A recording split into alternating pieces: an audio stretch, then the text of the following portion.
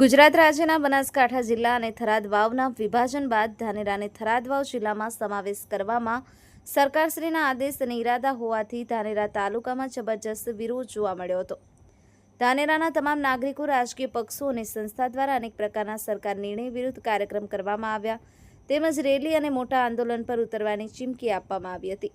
જેમાં ધાનેરા તાલુકો બનાસકાંઠામાં રહે તે માટે તમામ રાજકીય નેતાઓએ પણ સહકાર આપ્યો હતો। જે સંદર્ભે આજરોજ ગુજરાત મુખ્યમંત્રી ભૂપેન્દ્રભાઈ પટેલ ધાનેરા તાલુકાના લોકોની લાગણી અને માંગણીને ધ્યાનમાં રાખી ધાનેરા તાલુકાને બનાસકાંઠામાં ચાલુ રાખવા આદેશ કરવામાં આવ્યો હતો, જેની ખુશીમાં આજે ધાનેરા જૂના બસ સ્ટેન્ડ ખાતે તમામ રાજકીય પક્ષોના આગેવાનો, કાર્યકર્તાઓ તથા ધાનેરા હિતરક્ષક સમિતિના લોકો તેમજ સેવાભાવી સંસ્થાના લોકો મોટી સંખ્યામાં ઉપસ્થિત રહી ફટાકડા ફોડી ઢોલ નગારા સાથે નાચી અને આનંદ વ્યક્ત કર્યો હતો અને સરકારશ્રીના આદેશને વધાવી લીધો હતો। હિતરક્ષક સમિતિના તેમજ તમામ રાજકીય પક્ષોના આગેવાનો,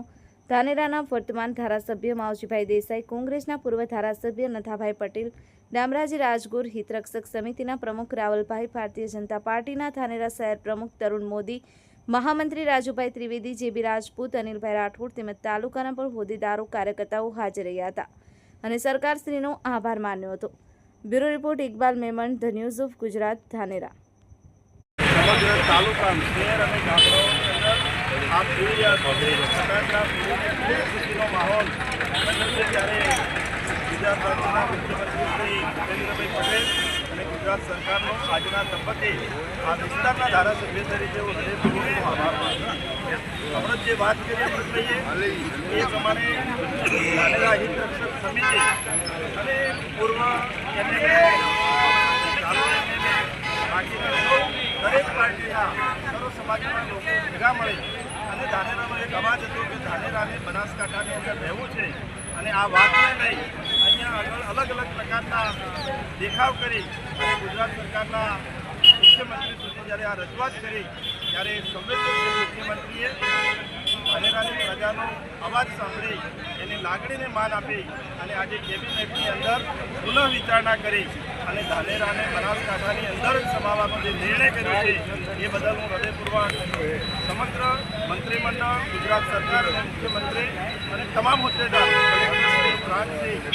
સૌનો આભાર માનું છું અને સમગ્ર ગુજરાત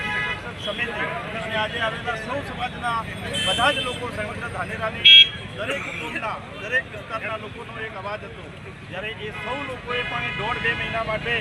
સમય આપી જે જગ્યાએ રજૂઆતો કરવી હતી રજૂઆતો કરી જેનું આજે જ્યારે સારું પરિણામ આવ્યું છે ત્યારે પ્રજાનો પણ અને આગેવાનોનો પણ હું હૃદયપૂર્વક આભાર માનું છું કે આ એક પ્રજાની જીત છે અને પ્રજાની જે વાત છે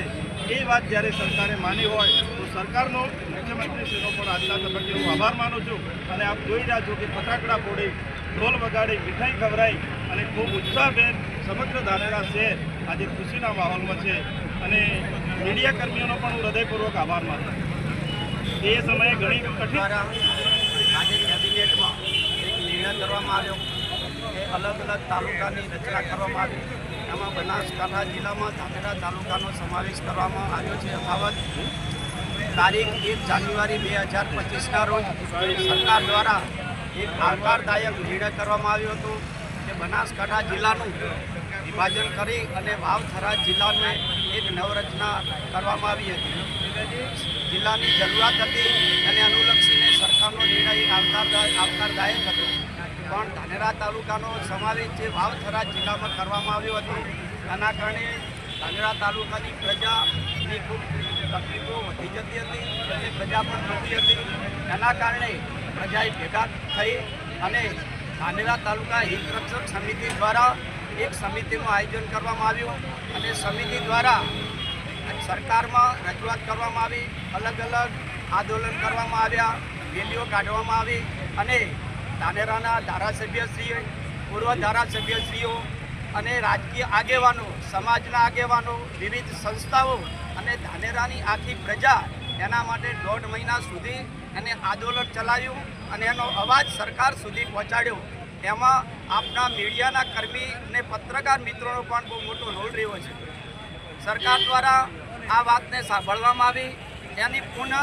વિચારણા કરવામાં આવી અને વિચારણા કર્યા પછી આજે સરકારે એવો નિર્ણય કર્યો કે ધાનેરાને બનાસકાંઠા જિલ્લામાં રાખવામાં આવશે।